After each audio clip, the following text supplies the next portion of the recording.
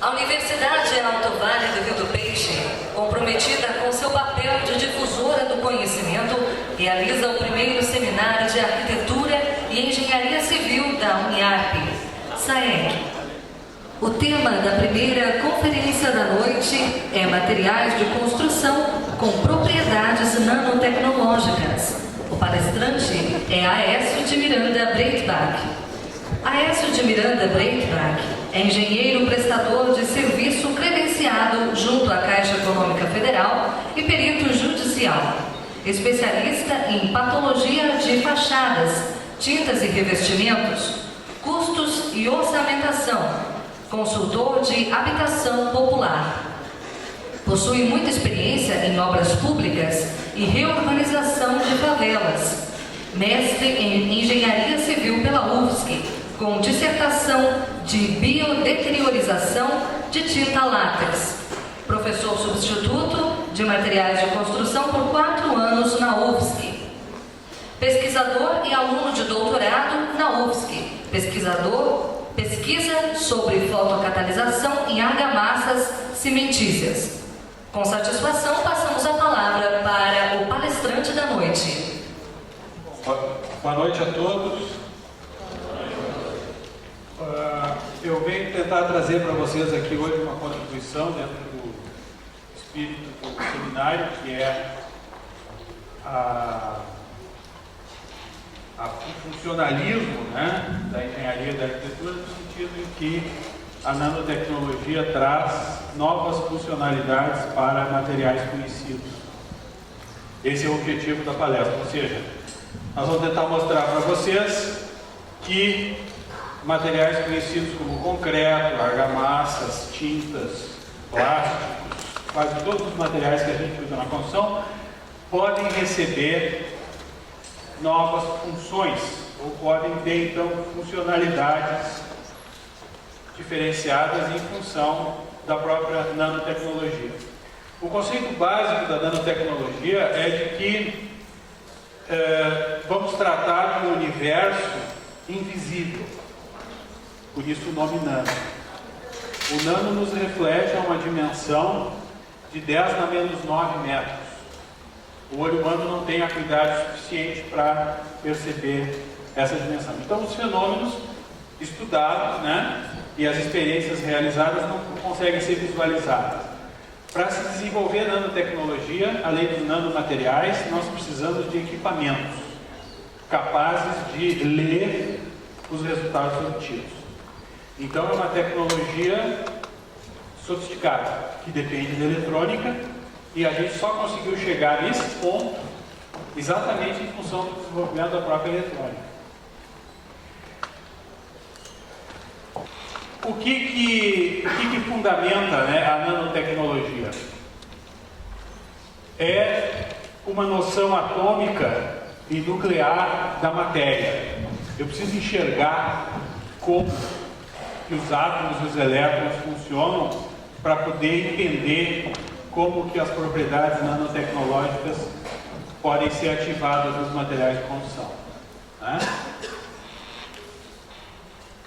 Eu posso criar novas estruturas atômicas a partir da inserção de componentes nanodimensionais.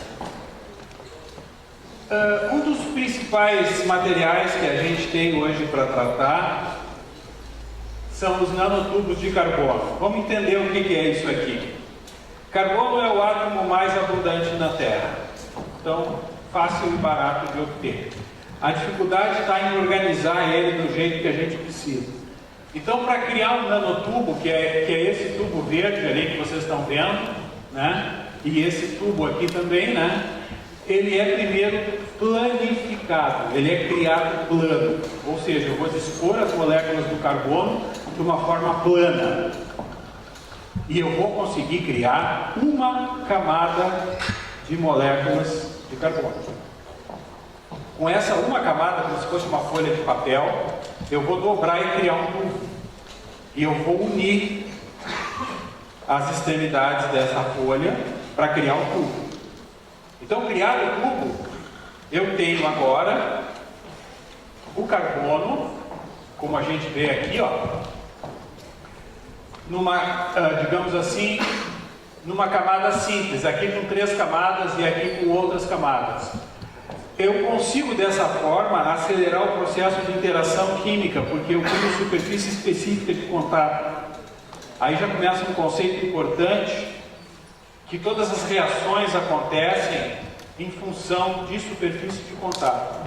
E quando eu estou tratando de nanotecnologia, de dimensões não visíveis pelo olho humano, eu preciso sempre criar superfícies nano para que essas reações aconteçam.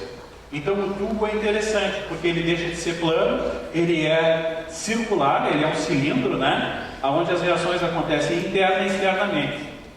E eu com isso consigo acelerar o processo. Então os nanotubos de carbono, eles são um material que a gente pode pensar a começar a agregar ele em outros materiais. Por exemplo, no concreto armado, eu posso largar nanotubos de carbono dentro do concreto armado. O que eu vou conseguir? Reduzir o índice de vazio do concreto, porque ele vai ocupar esse espaço que antes a gente nem enxergava, quanto mais como é que eu vou ocupar esse espaço. Depois, o nanotubo de carbono, ele tem uma resistência muito superior ao aço, à tração, e uma resistência à compressão elevadíssima. Então ele é um material muito nobre, que vai entrar dentro do meu concreto, reduzindo vazios e adicionando propriedades de resistência.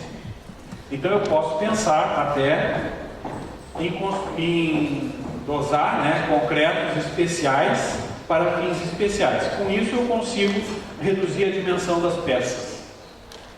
Você já deve ter estudado que no concreto armado o concreto resiste à compressão e a armadura resiste à tração. Então, se eu conseguir diminuir a seção das peças, elas vão ficar mais leves, mais esbeltas, eu vou conseguir vencer vãos maiores e, portanto, um concreto adicionado de nanomateriais, ele vai ter um desempenho superior. E é isso que está se buscando. Os nanotubos, eles podem ser 5 vezes mais fortes que o aço. Isso é muito. É bastante. Né? São leves, o peso é praticamente desprezível, né? E são flexíveis, eles não quebram. Né? Sofrendo esforço, eles não quebram. E eles podem armazenar hidrogênio, me ajuda também nas reações, e eles podem ser condutores elétricos. Nós vamos ver que o carbono também pode conduzir eletricidade. Então ali, ó, nessa figura A, é a superfície plana criada, né? Depois eu faço o encurvamento, fecho e solidifico para criar o tubo, né? É um nanotubo, ele é de uma dimensão inferior a 10 na menos 9 metros. Então esse é um material que apresenta propriedades nanotecnológicas para a gente utilizar, principalmente em concreto. Eu posso usar os nanotubos para criar revestimentos mais resistentes, para criar materiais impermeabilizantes mais eficientes. Eu posso usar em argamassas poliméricas, que são argamassas especiais que têm propriedade de aderência e flexibilidade. Eu posso utilizar em adesivos e selantes, lubrificantes, solventes e até no concreto. É uma infinidade de aplicações. Eu reduzo a porosidade do concreto, né? E, portanto, posso reduzir o esforço atuante na peça, desde que eu não mexa na seção. A resistência mecânica e a condutividade elétrica e através de processos de obtenção diferenciados. Aqui só para você ter uma ideia do que é, então, o nanotubo, né? Como ele é invisível, ele é um pó semelhante ao cimento, né? Extremamente volátil e tal. Em termos de custo, a gente tem um custo aí na faixa de R$30 para 50 quilos de cimento, né? Seria a mistura já do cimento com o nanotubo. Mas ele ainda é inviável economicamente, né? Para esse fim ele é inviável. Poderia se utilizar também em obras submarinas em função da redução de porosidade, né? Nós podemos pensar em utilizar ele em telhas à base de cimento, né? Onde eu vou ter propriedades de impermeabilização acentuadas, né? Eu posso produzir telhas de alto desempenho. Posso produzir tubos e conexões, né? Com mais rigidez, com mais resistência à tração. Posso produzir esquadrias com revestimento nanocerâmico, né? Que seria um revestimento de pintura com essas propriedades. Posso produzir películas de controle solar a partir desses nanotubos também, né? E aqui eu vou entrar no assunto que é o seguinte: os materiais compósitos são os que nos interessam, todos que eu posso compor para produzir. O concreto é um material compósito. Eu entro com brita, areia, cimento e água e faço concreto. Tinta também. Eu entro com 20 a 30 componentes diferentes, misturo com água e faço tinta. Tijolo, eu pego argamassa, coloco um pouco de cal, etc., água, faço tijolo. Então, todos os materiais que eu consigo produzir a partir do processo de composição, eu posso adicionar materiais nanotecnológicos para criar novas funcionalidades, né? Para vocês terem uma ideia, as tintas látex, por exemplo, elas podem apresentar uma função nanotecnológica intrínseca, natural da própria tinta, em função do que a gente descobriu através do estudo, aonde as cores das tintas látex podem apresentar diferente desempenho à biodeterioração. O que significa? Lá em Florianópolis a gente tem um ambiente marinho hostil, com algas e fungos. Aqui vocês não têm algas, vocês estão longe do mar. Isso é um ponto a favor. Mas quando você tem os dois fatores, esses dois agentes, eles atacam a cultura látex das edificações. E a gente percebeu que algumas cores recebiam menos ataque ou não eram atacadas. Então se partiu para estudar isso aí. Então, a partir da formação de um filme de tinta, que seria esse processo aqui, a tinta no estado líquido, né, com componentes sólidos e aqui uma base de fixação. Essa água evapora, penetra no substrato e há um empacotamento e forma-se um filme de tinta. Esse filme aqui dentro, então, tem resina, aditivos, pigmentos, né? E tem o titânio, que é é o pigmento branco básico para nós, e que nós vamos ver que nanotecnologicamente o dióxido de titânio é o grande agente criador da nanotecnologia, ou seja, eu posso passar a utilizar dióxido de titânio em dimensões nanométricas, que ele vai me proporcionar características novas aos produtos, como por exemplo ser biocida. Significa o seguinte: o dióxido de titânio ele tem elétrons instáveis na última camada e com pouca energia eu consigo tirar esse elétron do dióxido de titânio. E esse elétron ficando livre e saindo do dióxido de titânio, ele é agressivo à vida, ele é biocida. Então, se eu conseguir colocar numa tinta um dióxido de titânio micronizado, nanotecnologicamente falando, ele teria que ter um diâmetro de grão inferior a 10 na menos 9 metros, né?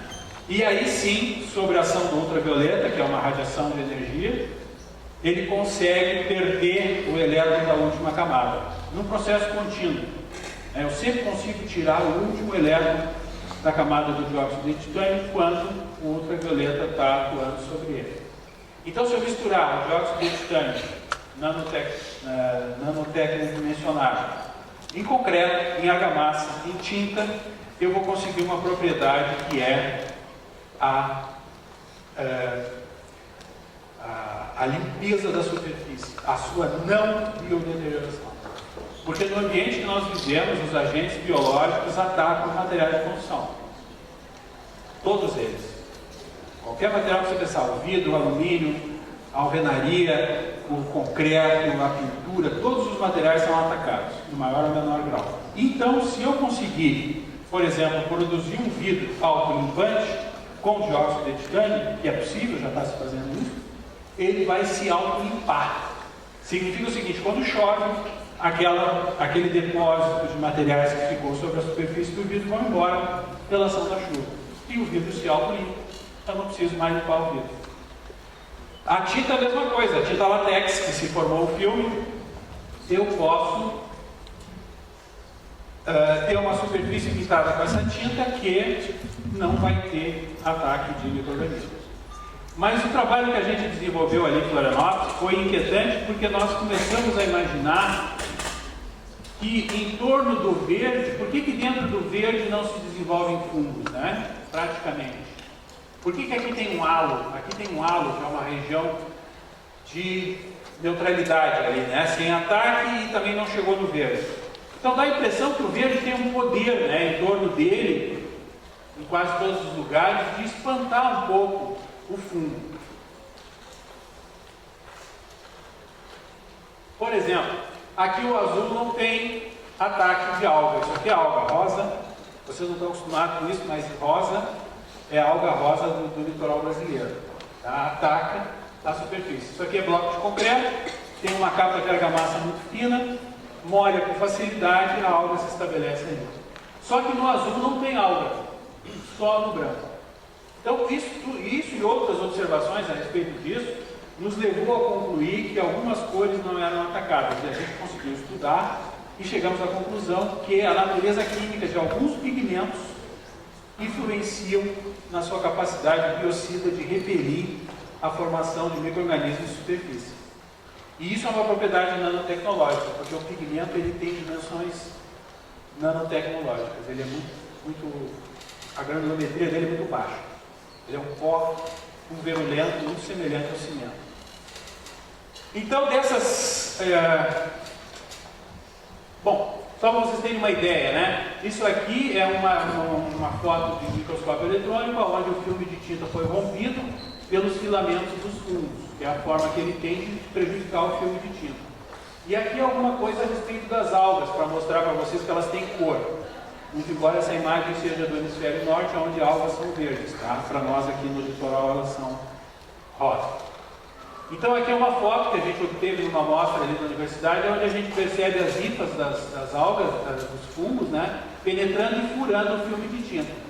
Isso é um ataque irreversível. Você tem uma película que recobre uma fachada, né, que você criou com a aplicação da tinta, formou o filme. Aí chega um organismo lá e fura o teu filme. Furando, entra a umidade, começa a destacar o filme de tinta da parede e começa a atacar. Então, se você conseguir saber de antemão que algumas cores têm desempenho melhor que outras, você pode direcionar a utilização das cores para favorecer a sua vida. Aqui, por exemplo, é uma fachada sul, né, lá em Florianópolis, muito atacada por algas e fungos. Tá? As algas aqui, elas estão aqui em cima, nessa cor mais rosa aqui, muito embora a cor está nos traindo. Né? Mas as algas têm essa propriedade, elas começam num ponto e vão se espalhando. E os fungos não, os fungos estão generalizados. Então a gente fez uma experiência, nós aplicamos tinta nessas plaquinhas, botamos biocida em algumas e outras não, para ver o que ia acontecer. Então, e um ano depois, ali no campus da universidade, a gente percebeu aqui a placa no dia 0, né? E aqui é com 365 dias. É uma tinta sem biocida nenhum, na cor amarela, né? Você veja que o ataque, todas essas manchas aqui, são fungos que se desenvolveram. Então há um ataque em praticamente 100% da superfície, tem poucos pontos aqui que não foram atacados. Então uma tinta sem capacidade de reação à ação dos fungos, né, pode te dar um resultado muito ruim. Um ano depois você já está com tudo atacado. Então o que se viu? Se viu que a cor amarela, por exemplo, ela tem 60% de ataque no primeiro ano. Né? O palha tem também, o pêssego tem menos, e aqui as cores que menos ataque sofreram na fachada sul, sendo que o azul, por exemplo, não teve ataque nenhum.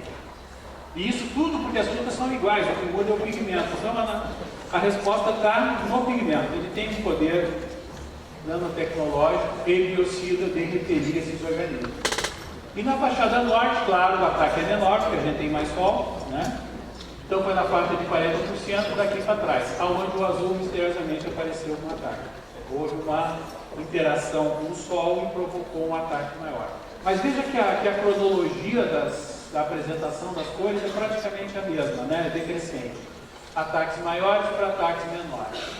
Então isso aí já é um conhecimento que a gente pode utilizar do ponto de vista da nanotecnologia, partindo do pressuposto que alguns pigmentos têm um desempenho diferente dos outros, ou melhor que os outros, dependendo do que você está buscando. Bom, nós podemos ter tintas nanotecnológicas com poder de eliminar bactérias em hospitais. Então, o que acontece? Eu vou usar novamente o dióxido de titânio micronizado, mas como eu não tenho luz solar no ambiente fechado, eu vou produzir esse UV através de lâmpadas artificialmente.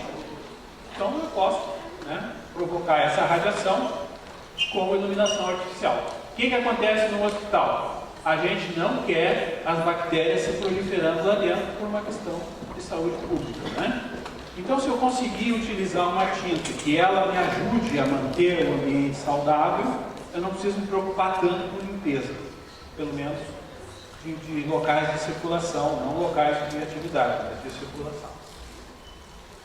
Por exemplo, os Estados Unidos contrataram e alguém desenvolveu para eles uma tinta que, através de dispositivos nanotecnológicos, impede que você tenha acesso a ambientes internos através de rede sem fio. Por quê? Porque eles querem botar um quartel-general deles, de guerra, no local, e eles querem trabalhar com wireless, mas eles não querem que o inimigo entre dentro da rede deles. Então eles conseguiram produzir uma tinta capaz de proporcionar isso aí.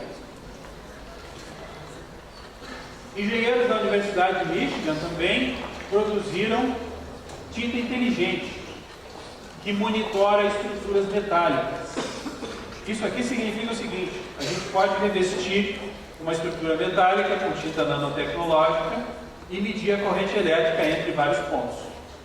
Quando estiver ocorrendo um processo de corrosão, em qualquer lugar entre esses dois pontos, a corrente vai mudar. E a corrente passa pela tinta, e não pelo metal. Eu não preciso ofender a tinta para medir a corrente elétrica. A tinta me transmite. Então eu posso monitorar uma fonte, a corrosão interna da fonte, antes que a tinta solte. Tá? Da mesma forma, em aviões eu posso monitorar a fadiga da estrutura metálica do avião. Aquelas asas que estão sempre balançando, que a gente se impressiona mandando de avião, aquilo dá fadiga na estrutura. Então, se eu tiver uma tinta nanotecnológica pintada nessa estrutura, eu vou medindo a corrente elétrica e monitoro o grau de ataque da fadiga. Aqui, por exemplo, a Petrobras está desenvolvendo uma tinta com pigmentos especiais, a partir de ouro, que muda gradualmente de cor à medida que é aquecido. Por quê? Na indústria petrolífera é importante conhecer a temperatura do líquido que está passando dentro de um tubo. Então o tubo pintado com essa tinta, ele muda de cor conforme a temperatura dele vai aumentando. E eu consigo monitorar por fora isso aí. Tá? Bom, o princípio da fotocatálise, e aí vamos introduzir o conceito de fotocatálise. Catálise é a aceleração de reação e foto é através da radiação. Então, através de luz, eu acelero o processo. Que significa o seguinte: essa superfície aqui, ela tem um tratamento nanotecnológico que faz com que a bolha de água não se espalhe na superfície e mantenha sua tensão superficial, configurando a bolha. Isso significa que por onde essa bolha passar, ela vai retirar da superfície todos os materiais sólidos existentes e vai incorporar dentro da bolha. Então, se esse material aqui for uma parede, mesmo que seja uma superfície inclinada, por exemplo, cada vez que, se ela for revestida com material nanotecnológico, é claro, o efeito que vai ter é esse: a água não vai penetrar no material, ela vai rolar na superfície e vai, ao rolar, capturar toda a sujeira, materiais sólidos existentes ali, e fica aprisionado dentro dessa gota e a gota vai embora. Então, através desse sistema eu consigo manter a superfície limpa, não só de micro-organismos, mas de materiais sólidos. Um pouquinho de história, O seu Honda e o seu Fukushima lá descobriram que semicondutores reduzem a água em hidroxila e oxigênio sob a ação de ultravioleta. Ou seja, Eles erraram uma experiência lá, trabalhar é assim que acontece, e descobriram que o dióxido de titânio era fotocatalítico. Tá? Isso lá em 1970. Mas também naquela época não se sabia muito o que fazer com essa informação, demorou muito para a gente conseguir produzir dióxido de titânio em dimensões nano, demorou muito, porque é caro. Tá? Mas agora você tem isso disponível. E aqui, ó, é o seguinte, além dele ser autolimpante, ele é redutor de NOx, como a gente chama, que são os nitratos, que são resultantes da combustão, né? E os VOC, que é tolueno e chileno. E o famoso CO2 também, tá? Que é resultante da combustão dos veículos. Então, além dele ser autolimpante, ele não é uma fotossíntese, porque ele não produz oxigênio de troca. Ele simplesmente captura esses elementos aqui, os nitratos e o dióxido de carbono, e transforma num sal inerte. E aí a chuva leva esse sal inerte para a terra de volta. Então, além de eu conseguir produzir uma superfície autolimpante, eu ainda consigo, digamos assim, melhorar a qualidade do ar. Então seria muito interessante pintar as paredes de um túnel, né, onde passam veículos. Ou até a pista de rolamento. Se eu produzir a pista de rolamento em concreto, adicionado de dióxido de titânio, as coisas começam a ficar interessantes.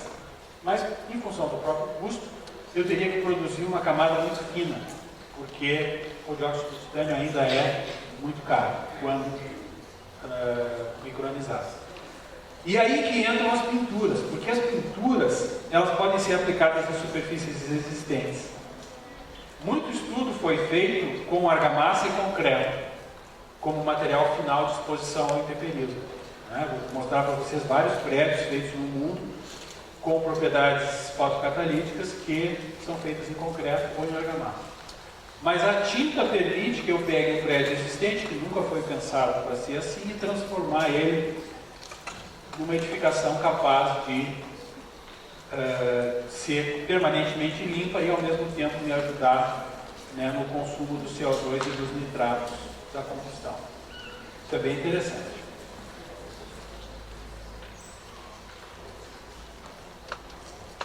Aqui é aquele outro prédio que eu tinha mostrado para vocês, o azul, né? E aqui embaixo da janela, as algas parece que não estão conseguindo se proliferar. Isso se dá pelo seguinte, outro efeito nanotecnológico. Essa grade que está aqui, ela foi zincada. Então, quando chove, ela perde zinco de constituição. A gente não enxerga, são pedacinhos mínimos de zinco. E o zinco é biocida, o zinco e o cobre são extremamente biocidas. Né? E aqui, então, ele escorrendo pela parede, ele consegue eliminar as algas naturalmente. Né? Aqui, só para a gente ter uma ideia, assim, né? Eu aproveitei essa imagem do fabricante. Na Itália tem um fabricante de cimento fotocatalítico. Ele vende para você o cimento já com o dióxido de titânio micronizado, e esse cimento é fotocatalítico. Você pode produzir argamassa, reboco fotocatalítico ou até concreto fotocatalítico, sem se preocupar com dosagem. Então isso aqui é só para a gente enxergar o ciclo, né, da chuva, do sol, né, agindo, e dos materiais, então, que são transformados, né, o CO2 e tal é transformado e vem pelo chão, pela chuva, é trazido e acaba voltando para a natureza sem poluir. Basicamente é isso aqui que ocorre, né? Eu tenho light, que é luz, tenho aqui o dióxido de titânio em amarelo, aqui, digamos assim, né? Tenho aqui em azul a água correndo e aqui são sujeiras, são agentes biológicos que estão tentando agredir meu substrato. Então, na presença de luz e da água, ele consegue remover esses agentes da parede. Aqui já é uma explicação também, do mesmo jeito, tá? Onde eu tenho água e tenho o material indo para o solo, tá? O mesmo tipo de explicação. Aqui, para a gente entender um pouquinho, né, uma fotografia de microscópio eletrônico, o que é o dióxido de titânio com dimensões nano. Tá? Apesar de ser grande aqui, ó, isso aqui é 50 nanômetros. Tá? A grande dificuldade é que a energia que se consome para produzir nanotitânio é muito alta. Ou seja, eu tenho titânio comum e eu vou moer aquele titânio. Basicamente é isso que se faz. Tá? O titânio é muito duro, é muito ruim de moer. A gente acaba tendo que, no processo de produção, já tentar fazer ele chegar no final do processo numa dimensão próxima da nano, para depois ser moído. Tá? É bem carinho, por enquanto é bem caro. É quase proibitivo a gente pensar no uso industrial ou grande escala. Aqui é mais ou menos como funciona um nanotubo, né? Você tem superfícies de contato, né? Aumentadas pela própria constituição do material.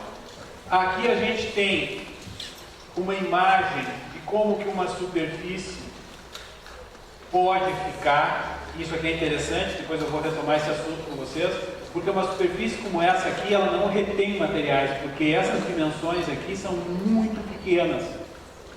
Os materiais sólidos não têm condições de ficar em contato permanente com esse tipo de topografia, digamos assim, que seria uma superfície criada em materiais. Então, em termos de plásticos, a gente pode criar nanometricamente, através de radiação de laser, superfícies desse tipo, que você enxerga e jura que é lisa, mas que na verdade não é. Então a água não para, a sujeira não para. Tá?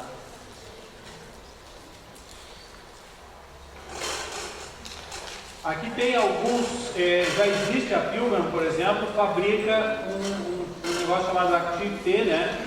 Que é um vidro autolimpante com dióxido de titânio. A Pittsburgh Glass tem um outro que é o Sunclean.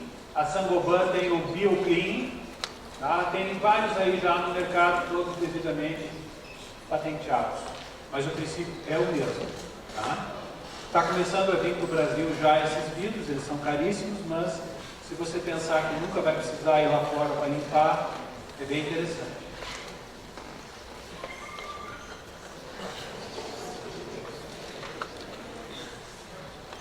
Bom, a questão da durabilidade do processo fotocatalítico tem sido discutido, mas até agora ninguém conseguiu provar que o processo se extingue, em função da liberação de elétrons do titânio ser um processo contínuo. Ele não acaba, você consegue liberar sempre elétrons desse titânio. Tá? Tem uma outra corrente que acha que não, isso aí vai ter um fim um dia. Ou seja, a propriedade que você consegue com o dióxido de titânio não duraria para sempre. Só que nada dura para sempre. Se você pensar numa tinta, ela tem resina acrílica. Essa resina acrílica é carpeada pelo ultravioleta e a tinta começa a soltar da parede, em 5 anos ela vai embora. Então, o concreto, tudo bem. O concreto é um material de maior durabilidade, né? As argamassas também. Mas no caso das tintas não teria sentido eu me preocupar com isso. Bom, isso aqui é um artigo que a gente fez, né? Publicou e tal. Exatamente resumindo tudo que eu falei para vocês aqui agora. Tá? São essas propriedades nanotecnológicas do dióxido de titânio. O que a gente fez ali na Universidade Federal também? Nós produzimos uma tinta. O importante é o seguinte, as tintas com dióxido de titânio nanométrico não podem ser látex, porque a formação de filme gerada pela resina acrílica sofre um forte ataque desses elétrons que são liberados. E aí reduz a vida útil da tinta látex a menos de 1 ano. Então, é um veneno que não dá para fazer, por enquanto. Existe uma corrente que tenta encapsular o titânio para que ele não seja agressivo com a tinta, mas que ao mesmo tempo libere o elétron. Mas isso é um estudo bem avançado. Então, conclusão, nós só podemos fazer tintas minerais, que não formam filme, que não tem resina acrílica. Tintas minerais, posso fazer tinta com cal, tinta com cimento, né? São tintas ruins de aplicar, precisa muitas demãos, né? Mas pelo menos eu consigo pegar uma parede existente e transformar essa parede, se for o caso, em autolimpante e consumidora de CO2. Essa imagem aqui é o resultado dos trabalhos que a gente desenvolveu. Bom, o que acontece para você entender como que há a degradação do CO2? Eu preciso criar uma maquininha de laboratório para botar minha amostra dentro, saturar de CO2 e ver o que aconteceu com a concentração de CO2. Na presença de luz ultravioleta, que eu crio dentro do ambiente, a concentração de CO2 tem que cair. Se há fotodegradação, essa concentração de CO2 diminui, porque ele está sendo consumido no processo. Como que eu meço isso? É complicado a peça, porque eu preciso criar um fluxo de CO2 passando dentro da caixa. Tem que entrar e sair CO2 dentro de uma frequência normal. E ao mesmo tempo eu preciso medir na saída lá se caiu, se aumentou, se diminuiu. É claro que aumentar não vai porque não tem onde sair, mas diminuir é a expectativa que a gente tem. Então só criar a máquina para poder fazer o experimento foi uma grande dificuldade. Tá? Nós nos juntamos com o laboratório de pavimentação e na verdade usamos a máquina dele. Tá? Que eles estão fazendo pavimento fotocatalítico com bloquete de concreto. Então o que esse gráfico mostra? Que com 14 minutos as superfícies pintadas com tinta fotocatalítica reduziram aqui o teor de nitratos, que no início era 20 ppm, 20 partes por milhão, caiu, chegou em zero. Em 21 minutos chegou em zero. Aí nós desligamos aqui a lâmpada, que é o agente catalisador. Não tem mais UV. Em questão aqui de 7 minutos, retomou os teores iniciais de 20. E aqui, para controle, um que não tinha titânio, uma tinta comum sem o dióxido de titânio micronizado. Ela sofreu poucas influências, né? Deu uma disparada aqui, que a literatura fala que sempre dispara, mas disparou mais do que as outras. Em suma, manteve-se constante ao longo do período. Então, o que a gente pôde enxergar? Realmente, essa tinta, ela consome os nitratos, que são resultantes da combustão dos veículos. Então, aqui, por exemplo, a gente já tem uma igreja do Jubileu. Essa igreja é em Roma, é muito bonita e tal, e ela foi toda revestida com placas feitas com concreto fotocatalítico dessa empresa chamada Italcimenti, da Itália. E a expectativa é que ela é branca, porque foi feita com cimento branco, com titânio. Né? Não tem sentido, o cimento tem que ser branco com titânio, porque tudo é branco. E eu quero alvura, né? Eu quero limpeza. Aí eu comecei a ver essas fotos e tal, fiquei muito intrigado, né? Achando que tinha mancha, tinha sujeira. Então a igreja é assim, é muito bonita, né? E eu não botei aqui na apresentação as fotos, mas eu tive lá na igreja. Tá? E ela está muito suja. Só que eu cheguei a uma conclusão, os italianos não limpam, por isso que está sujo. Porque está sujo de sujeira mesmo. Sabe? Não é uma questão de o processo não funciona. Funciona, em termos de fotocatálise, funciona muito bem. Mas essas juntas aqui estão impregnadas de material elástico, sujo, de contaminação, que depois escorre sobre aqui, e aí não há mágica a ser feita. Né? Mas a vantagem desse sistema aqui é que se você remover essa sujeira aqui que aderiu mecanicamente, você retoma o processo com facilidade, porque a placa é espessa e toda ela tem titânio dentro. Então você renova o processo. Tá? Então essa é uma obra emblemática, foi construída na virada do ano 2000 e todo mundo cita ela como a primeira obra. Né? E é bonita, arquitetonicamente ela é muito linda, é uma igreja muito interessante. Aqui, por exemplo, a gente tem a sede da Air France, né, no aeroporto Charles de Gaulle, em Paris, construída em 2006. Essa parede aqui, ela é toda revestida com placas de concreto branco com dióxido de titânio. E realmente estão limpas e também ajudam a limpar o ar. Aqui em 2003 tem o Palácio da Polícia em Bordeaux também, mesmo caso, né? Que está funcionando muito bem.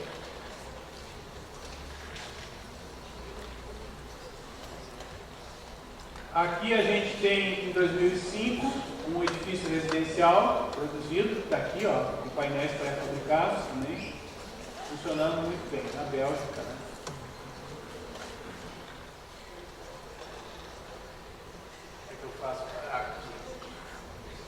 Aqui é a sede da fábrica de cimento de Marrocos, em Casablanca, né, onde a fachada externa também foi utilizada. Então são obras assim, já não são muito novas, né? E que estão de prova que o sistema funciona.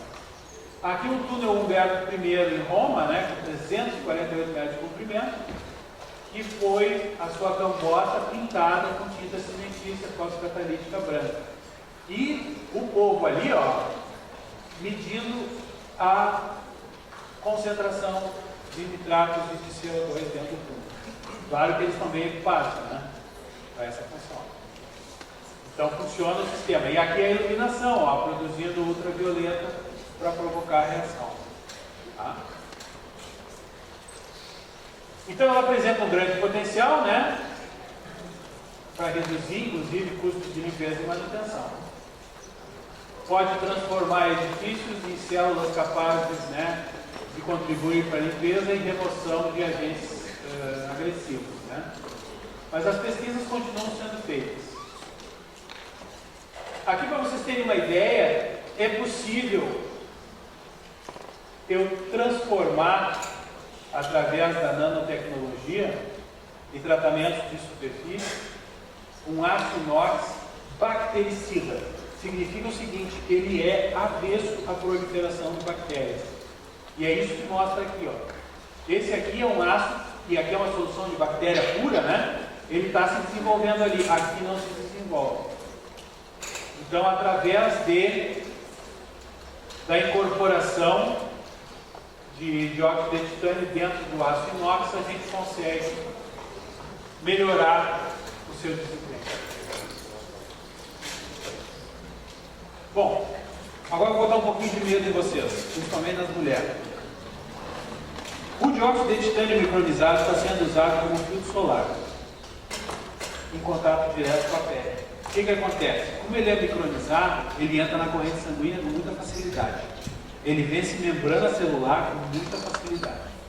Esse é o princípio dos remédios. Está sendo criado hoje muito remédio novo que passa a membrana das células com facilidade, em função da sua dimensão nano. Então se discute também que utilizar o dióxido de titânio assim, a rodo, pode trazer problemas. Não se sabe ainda que tipo de problema, mas ele pode, e a gente sabe que é certo, que ele entra na membrana da célula com facilidade. E a pele é onde a gente tem, né, muitas células expostas. Então, certo cuidado. Aqui o pessoal lá nosso do Pavimentos, né, eu trouxe para vocês terem uma ideia, eles produziram bloquetes, foi usado lá em Florianópolis e foi medido ali o teor de inox, a mesma coisa que eles fizeram no túnel lá, só que aqui é ambiente aberto. Né? E aqui é o seguinte, a gente faz só uma capinha, né, porque o negócio é muito caro. A gente pega um bloco comum e cria uma capinha nele. Tá? E funciona muito bem. Tá? Resiste à abrasão e tal, e promove esse tipo de coisa. Nós pensamos lá na universidade, quando se pensou em fazer a ciclovia dentro da universidade, o pavimento da ciclovia a gente queria que fosse feito com esse tipo de bloqueio. Porque o cara faz exercício, precisa de um ar mais puro e ali a gente teria condições de proporcionar uma maior qualidade do ar. Aqui, só para a gente não se esquecer, né, a lembrança dos efeitos dos vidros autolimpantes. Eu já falei sobre isso, né? Só que agora, com a adição do dióxido de titânio, eles podem até se tornar anti-risco, ser resistente ao risco. Você sabe que o quartzo é dureza 7, o vidro é dureza 7, mas até o 10 ainda tem materiais de risco no vidro. Então, com essa nova propriedade de autolimpeza, nós vamos conseguir ainda produzir vidros um pouco mais resistentes.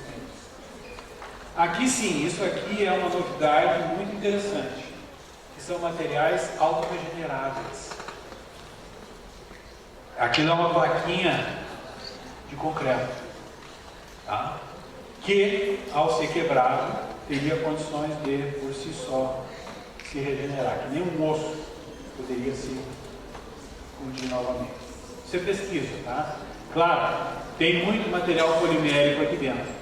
E é em função do polímero que se consegue esse tipo de coisa. Aqui a pintura autorregenerativa. Isso aí já tem. A Nissan vende carro para vocês, se vocês quiserem. que você pode botar teu nome escrito a chave na porta, daqui a pouco ele se desaparece. Por quê? Porque através de radiação ultravioleta também, né, esses veios criados na tinta conseguem ser rompidos. Na verdade é o seguinte, eles são microencapsulados. A gente tem tinta microencapsulada aqui dentro. Quando rasga, essas microcápsulas tendem a se romper e, sob a ação do ultravioleta, elas se polimerizam. Então você consegue fechar. Tá? Em breve, isso aqui praticamente é para metais, né? Fazer uma parede de reboco com esse tipo de tinta e querer que ela seja auto-regenerativa é mais complicado. Aqui o que eu falei para vocês, né? É possível você pegar um plástico, um filme de plástico, material plástico, submeter ele à radiação de lasers em várias direções e criar superfícies nanométricas dessa característica. Isso aqui é uma foto com microscópio eletrônico. O que isso causa? Isso aqui é praticamente o que a gente conhece como caixa de ovo, né? Tem o pico e tem o vale. Então, se cai aqui alguma coisa, que sempre é muito maior do que essa dimensão, ela vai ficar apoiada só nesses picos aqui. Então, ela não tem fixação. Se vier uma água, leva embora. Tá? E a superfície é lisa. Você vai olhar para ela, vai passar o dedo e vai dizer que ela é lisa. Mas microscopicamente ela não é. Tá? Então, basicamente era isso. Eu queria deixar para vocês uma ideia de que o futuro é acrescentar propriedades aos materiais. Tá? Nós podemos produzir tintas que mudam de cor de dia e de noite. Isso aí não é ficção. Já tem carro que de dia é uma cor, de noite tem outra. Então, muita coisa pode ser feita e vai ser feita. Tá? Nós precisamos, na verdade, produzir dióxido de titânio a um custo mais barato, né, para poder incorporar no processo nosso de produção. Eu participei do estudo que a gente fez com a Votoran, lá em Florianópolis, na universidade, onde a Votorantim queria desenvolver essa propriedade do dióxido de titânio na sua argamassa, essa que eles vendem na loja, chamada Votomassa. Então nós estudamos, conseguimos produzir os efeitos necessários, chegamos na dosagem correta do material e é possível sim fazer uma argamassa sem cal, porque essa argamassa não tem cal, com adição de dióxido de titânio com propriedades fotocatalíticas e biocidas. Tá? Só que na verdade o reboco em si, ele nunca fica exposto. Então é um estudo que foi feito porque eles pediram, mas não é o objetivo. A gente não quer nunca deixar a argamassa exposta. Ela vai ser degradada, vai ser atacada. Então a pintura que vem em cima acaba sendo o revestimento final.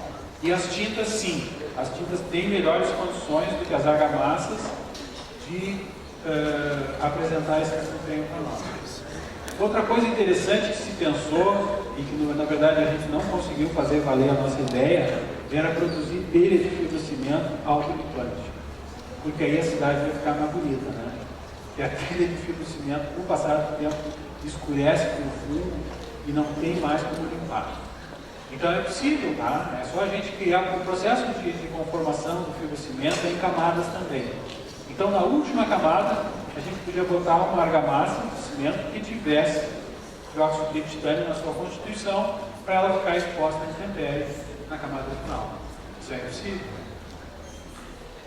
Então eu deixo para vocês essa ideia, né, de que os materiais compósitos podem ser trabalhados e que as propriedades nanotecnológicas são acessíveis sempre através do experimento e desenvolvimento tecnológico. Tá bom? Muito obrigado.